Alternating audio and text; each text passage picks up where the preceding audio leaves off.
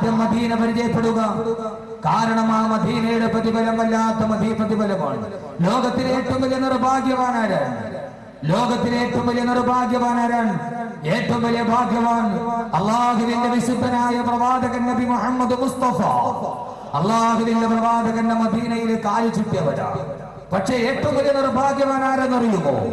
വിവാഹം കഴിഞ്ഞിട്ട് സന്താനങ്ങളില്ലാത്തവനല്ല, ജീവിതത്തിൽ കിടന്നുറങ്ങാൻ ഒരു ചട്ടയില്ലാത്തവനല്ല. ലോകത്തിലെ ഏറ്റവും വലിയ നിർഭാഗ്യവാൻ കപ്പിനും ചുണ്ടിനും ഇടയിൽ ഏറ്റവും വലിയ മഹാഭാഗ്യം നഷ്ടപ്പെടുത്തിയവനല്ല. കാരണം എന്തെന്നറിയോ സഹോദരങ്ങളെ? ലോകത്തിലെ ഏറ്റവും വലിയ നിർഭാഗ്യവാനാരാ? എന്റെ ശബ്ദം കേൾക്കാൻ ഒരിക്കൽ കൂടി ഈ കാഞ്ഞങ്ങാടിന് മണ്ണിൽ, ഈ ഹദ്ദാദ് മണ്ണിൽ ഒരുമിച്ച് കൂടി എന്റെ പ്രിയപ്പെട്ട സഹോദരങ്ങളോട് അനുരാഗത്തിന്റെ ഭാഷയിൽ അഹമ്മദ് കബീർ ഒരു വാക്ക് പറയട്ടെ. ലോകത്തിലെ ഏറ്റവും വലിയ നിർഭാഗ്യവാനാരാ? സഹോദരങ്ങളെ, ഗൾഫിൽ 4 പ്രാവശ്യം പോയിട്ട് ബിസിനസ് തൊട്ടിട്ട് മടങ്ങി വന്നവനല്ല. ഈ ദുനിയാവിൽ ഒരു നേരത്തെ ഭക്ഷണം കഴിക്കാനില്ലാത്തവനല്ല. ലോകത്തിലെ ഏറ്റവും വലിയ നിർഭാഗ്യവാനാരെന്നറിയോ? ബഹുമാനപ്പെട്ട പറഞ്ഞതുപോലെ അള്ളാന്റെ റസൂലിന്റെ മനസ്സെന്ന കൊട്ടാരത്തിന്റെ മാണിക്യ കുയിലാക്കി വെച്ച, അള്ളാന്റെ റസൂലിന്റെ ഹൃദയത്തിന്റെ ഉള്ളിൽ വെച്ച ബഹുമാനപ്പെട്ട പ്രവാചകന്റെ പ്രിയപ്പെട്ട അനുരാഗികൾ പറഞ്ഞു, ലോകത്തിലെ ലേഖിൻബോ അവൻ ഏറ്റവും വലിയ നിർഭാഗ്യവാനാരാണ്? ആരെന്നറിയുമോ? മദീനത്ത് കാല് ചവിട്ടാൻ അവസരം ലഭിച്ചിട്ട്, അള്ളാന്റെ റസൂല് കിടന്നുറങ്ങുന്ന മദീനത്തെ മണ്ണിൽ കാല് ചവിട്ടാൻ അവസരം ലഭിച്ചിട്ട് ആ മദീനത്തെ മണ്ണിൽ നിന്ന് തിരിച്ചു സ്വന്തം നാട്ടിലെ കാര്യം വന്നോ, അവനാണ് ലോകത്തിലെ ഏറ്റവും വലിയ നിർഭാഗ്യവാനെന്ന്. സഹോദരങ്ങളെ, അനുരാഗത്തിന്റെ ഭാഷയാണിത്, അനുരാഗികളുടെ ആശിഖീങ്ങളുടെ ഭാഷയാണിത്. പ്രേമനായകൻ ഉറങ്ങുന്ന വസതിയുടെ അടുക്കൽ ചെന്നിട്ട് ആ നഗരത്തിന്റെ പൊരിഞ്ഞ മണ്ണ്, സഹോദരങ്ങളെ, ആ സുന്ദരമായ ചുറ്റുപടുത്ത മണലാരണ്യത്തിന്റെ നടുവ് കടൽ തീരത്ത് കിടക്കുന്ന കടൽ തീരത്ത് കിടക്കുന്ന മണ്ണിന് വല്ലാത്ത ഉപ്പുരസമാണ്. 7 കടൽ തീരത്തെ മണ്ണിനും ഉപ്പുരസമാണ്. പക്ഷേ സഹോദരങ്ങളെ, കരയിലെ ഏതെങ്കിലും മണ്ണിന് ഉപ്പുരസമുണ്ടെങ്കിൽ ആ ഉപ്പുരസമുള്ള മണ്ണേടെന്നറിയോ? ഏറ്റവും വലിയ മണ്ണേടെന്നറിയോ? ആദരവായ പ്രവാചകൻ നബി മുഹമ്മദ് മുസ്തഫ അള്ളാന്റെ റസൂലിന്റെ റൗളാ ശരീഫിന്റെ ചുവട്ടിൽ കിടക്കുന്ന മണ്ണില്ലയോ? ആ മണ്ണെടുത്താൽ വല്ലാത്ത ഉപ്പുരസമാ. കാരണം എന്തെന്നറിയോ? കടൽ വെള്ളത്തിന്റെ ഉപ്പുരസമല്ല. ലക്ഷക്കണക്കിന് ആളുകൾ ഓടി വന്നിട്ട് അവരവരുടെ വിഷമങ്ങൾ ഉറക്കെ പറഞ്ഞ് കരഞ്ഞ് കരഞ്ഞ് കണ്ണിലൂടെ കണ്ണുനീര് തടം തള്ളിയാ തുടങ്ങി. ഓരോ ദിവസവും ഓടി ഓടി വരുന്ന ലക്ഷങ്ങളുടെ കണ്ണുനീർ പ്രവാഹം പെയ്തിറങ്ങി. ആ കണ്ണുനീരിന്റെ ഉപ്പുരസം കൊണ്ട് ഏതെങ്കിലും മണ്ണിന് ഉപ്പുരസമുണ്ടെങ്കിൽ ആ ഉപ്പുരസമുള്ള മണ്ണേടെന്നറിയോ? അത് മദീനത്തെ മണ്ണാണ്, മദീനത്തെ മണ്ണാണ്, മദീനത്തെ മണ്ണാണ്. വെള്ളക്കാരനും കറുത്ത വർഗക്കാരനും പണ്ഡിതനും പാമരനും കുബേരനും കുതേരനും ഒരേപോലെ പൊട്ടിക്കരയുന്ന മണ്ണ്. സഹോദരങ്ങളെ, കഴിഞ്ഞ ഹജ്ജിന് വേണ്ടി പോകുമ്പോ അറിയാതെ വിനീതനും കരഞ്ഞുപോയി. അല്ലാഹുവിന്റെ റസൂലിന്റെ റൗളാ ശരീഫിന്റെ ഓരത്ത് വന്ന് മദീനത്തെ മണ്ണിന്റെ പ്രത്യേകത എന്താ? ആയിരക്കണക്കിന് ആളുകളുടെ കൃഷ്ണായാനങ്ങളുടെ സംഗമഭൂമി.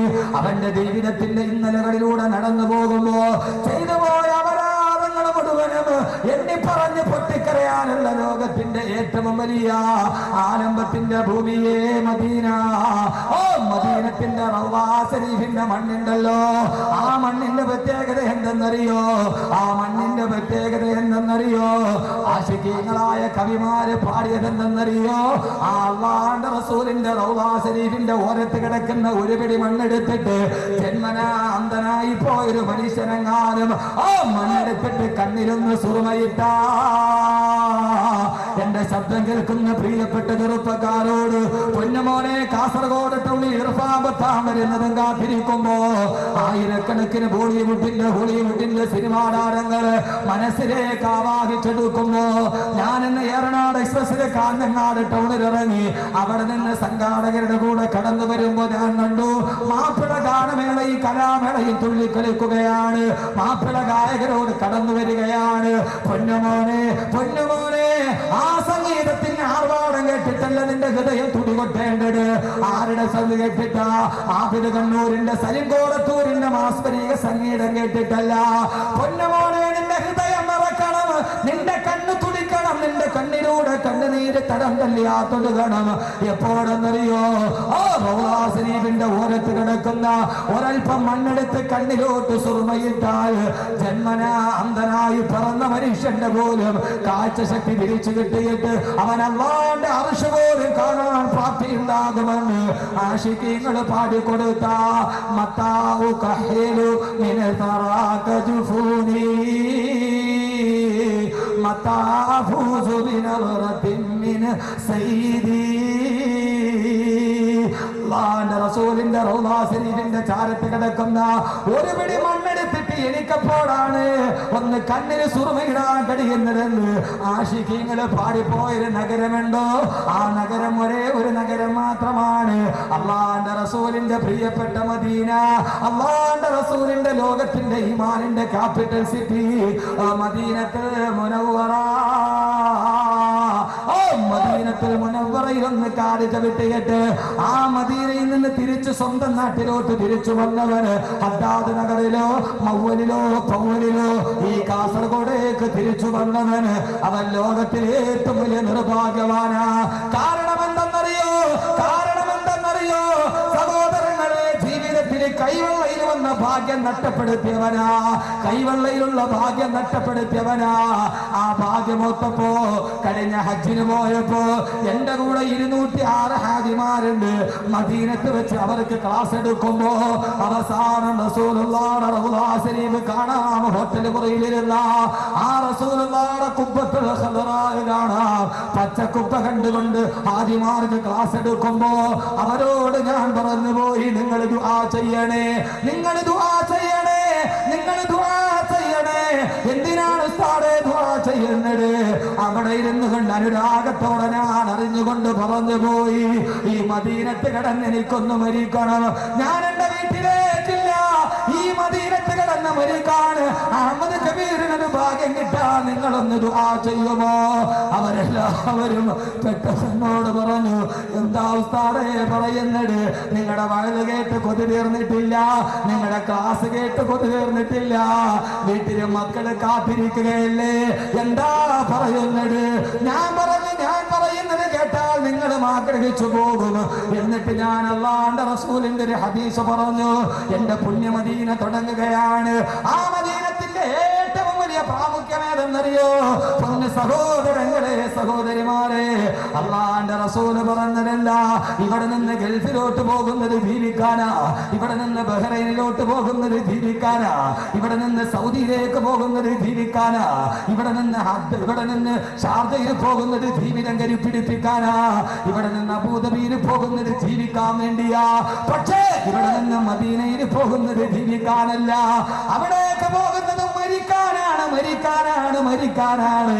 മരിക്കാൻ വേണ്ടി ഏതെങ്കിലും ഒരു നാട്ടിലേക്ക് പോകണോ? അതേത് നാടെന്നറിയുമോ? അബുദാബിയിലല്ല, ഷാർജയിലല്ല. പൊന്നു ചെറുപ്പക്കാരെ, ഹൃദയത്തിന്റെ ഉള്ളിൽ അല്ലാഹുവിന്റെ റസൂലിന്റെ ആ പഞ്ചകപ്പോ വചനമുണ്ടെങ്കിൽ മദീനയിലേക്ക് പോകുന്നത് ജീവിക്കാനല്ല, മദീനയിലേക്ക് പോകുന്നത് മരിക്കാനാണ്. കാരണം അല്ലാഹുവിന്റെ റസൂലല്ലയോ പറഞ്ഞത്, മനിസ്തതാഅ മിൻകും മയ്യമുതു ഫിൽ മദീന ഫൽയമുതു ഫിൽ മദീന.